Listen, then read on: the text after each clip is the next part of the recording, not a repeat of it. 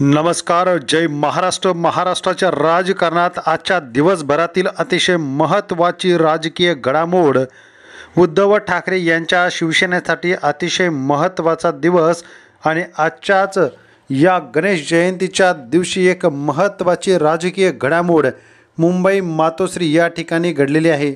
भारतीय जनता पक्षाने शिवसेनेचे 2 तुकडे केल्यानंतर आता भारतीय जनता पक्षामध्ये नेत्यांची संख्या बहुसंख्या झालेली आहे. त्यामुळे आता भारतीय जनता पक्षामध्ये अनेक नेते नाराज आहेत. सत्ता जरी मिळाली असेल तर या सत्तेचा उपभोग काही मोजकेच लोक घेत आहेत, तर दुसरीकडे आता भारतीय जनता पक्षाला जुन्या नेत्यांची गरज वाटू लागलेली नाही.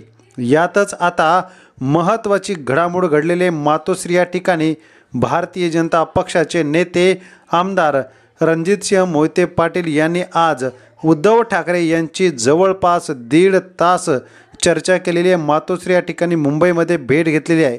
रणजितसिंह मोहिते पाटील यांनी राम सातपुते यांचा पराभव केलेला आहे आणि राम सातपुते भारतीय जनता पक्ष आणि देवेंद्र फडणवीस यांचे जवळचे आहेत. त्याचबरोबर ती पक्षविरोधी कारवाई या ठिकाणी होणार असल्याचं बोललं जाते. मात्र त्यापूर्वीच रणजितसिंह मोहिते पाटलांनी उद्धव ठाकरेंची भेट घेत 1.5 तास या ठिकाणी चर्चा केलेली आहे.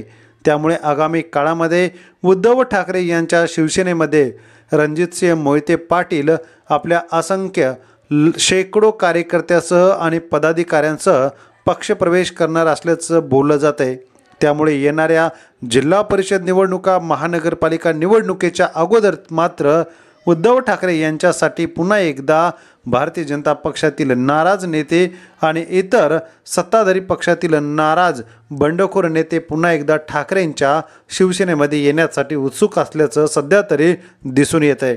रणजितसिंह मोहिते पाटलाच्या येण्याने ठाकरेंच्या सेनेला चांगले दिवस येतील का? कमेंट करा. धन्यवाद.